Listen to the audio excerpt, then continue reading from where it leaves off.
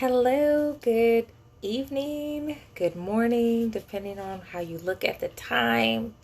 It is approximately 12:40 a.m. on July 10th, 2020. I just want to give a quick shout out to my twin and her twin. Happy birthday, Shannon. Today is your day, girl. Let's chat. I got some goodies for you, and I need to put them in the mail. I am on here by special request in terms of topic conversation. Hi, Nikki Noel. A friend of mine, a dear sweet friend of mine, is experiencing some things, and I want to be able to encourage and to give hope to not just her, but other people, because I know that we all go through things, and sometimes we feel like we're alone, or that people won't understand, or that they don't even care.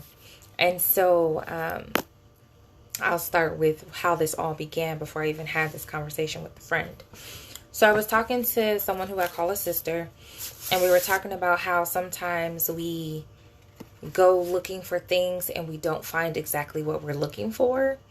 And we were talking about cards in particular, because I'm a creator of cards. And so I was having a conversation with her specifically about, well, what do you think of this idea as it relates to different moods and disorders and personal expressions? Because, yeah, you can find a card, you can find a sentiment, but it may not speak specifically to what you're trying to convey. And so we started talking about different things, which is why I posted that particular card that says, my anxiety has anxiety, my depression has depression, my overwhelmed gets overwhelmed, and they all get together, which is why I am not together, with an apology on the inside saying, I'm sorry, I'm doing the best to put it all together, but I do miss you terribly. And so I put that card specifically together because a lot of us are in the midst of this pandemic falling apart alone, falling apart with our children, just falling apart, being broken, being bitter, being mean or malicious or ill will intended. We're doing a lot of things out of our hurt, instead of doing it from a place of healing, doing it from a place of wholeness, doing it from a place of restoration, doing life from a place of prayer and time away. And so I want to challenge this particular person, and others who may even come across this, that you are not alone. And what you're going through is okay. You have to sometimes go through things that are hard. And like I said, I think it was yesterday, we do hard things, things we don't want to do. We have to engage with people we may not like. We may have to co-parent with people who are complete and utter nincompoops to their children. But we still have to do hard things. You are not alone. And even when you feel like your anger or your frustrations or your attachment to how you feel about what's transpiring in that moment is justified, process it. Process it so that you can progress, so that you can move forward, so that you can step back, so that you can take a beat, so that you can breathe, so that you can exhale. Because you owe it to yourself to show up whole and healed and fully functioning for yourself and for others.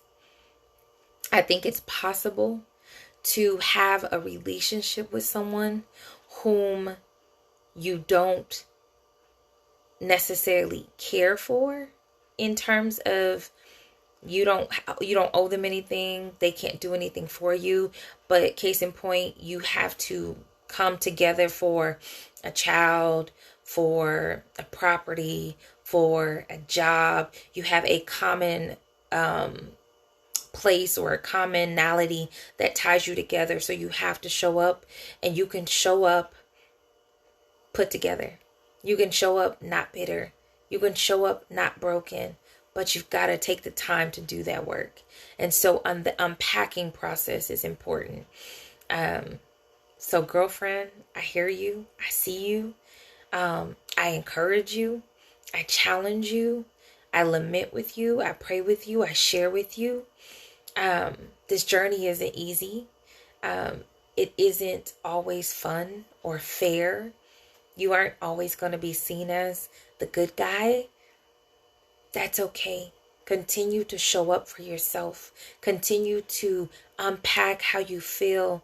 Continue to find those safe spaces so that you can digest, so that you can process, so that you can recoup, so that you can get whatever it is that you need out.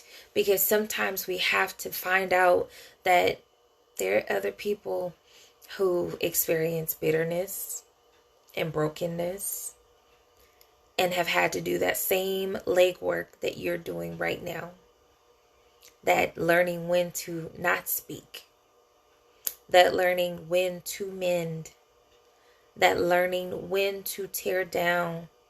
That learning when to build up. There is such a fine lesson in that part of life when you can discern and learn when to. So I challenge you, dear sweet friend of mine, to take note to these few words from Ecclesiastes. I think it is Ecclesiastes 3, 1 and 8. It says, there is a time for everything and a season for every activity under heaven, a time to be born and a time to die, a time to plant and a time to uproot, a time to kill and a time to heal, a time to tear down and a time to build, a time to weep and a time to laugh, a time to mourn and a time to dance, a time to scatter stones and a time to gather them, a time to embrace and a time to refrain, a time to search and a time to give up, a time to keep and a time to throw away, a time to tear and a time to mend, a time to be silent and a time to speak, a time to love and a time to hate, a time for war and a time for peace. So, dear friend, trust and believe there is a time and a place for every activity, even where you're feeling bitter and broken and misunderstood and not heard and not valued and not appreciated. But there's also a time to mend those things, time to heal from those things, a time to grow from those things, and even a time to let go of those things. So I encourage you. I hope that in your getting, that you finally are at peace in the direction that you are finally able to walk in, and that you find that the burden and the stain and even the pain of is lighter, in knowing that you are making the very best decisions for you and your children, and you owe it to yourself to do just that. I hope that your gift of giving to yourself has some gentle, gracious notes, because you need that too. You need to be reminded that you are doing the very best with what you have. You are doing the very best in the situation that has been allowed to happen in your life. And you can overcome it. You can change your mental capacity towards it. You can change your emotional fortitude about it. And you can change your physical actions around it. And so I challenge you to not let the stain of the past or even the pressing circumstance of now jade you from being who you're supposed to be for yourself and for others. To talk it out, to even sit and be still in it, to listen to how you feel, to understand why you're emotional and what those emotions look like. And then when it's time, do the work, make the changes, say the words, pursue the actions. And maybe in that you'll find that the relationship will work itself out in terms of being peaceable for the sake of children. And maybe it won't.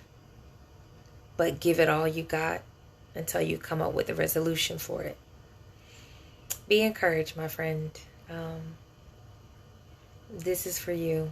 I'm hoping that anyone else who is going through something similar will understand that there's a time and place for everything. And once you find that, what time you're in, what season you're in, what activity you're in, it'll all make sense. So be encouraged. I'm going to go because I still got some work to do. But dear friend who is watching or will watch this, I love you. I'm praying with and for you. And know I'm always here for you. So I got you. Have a good night.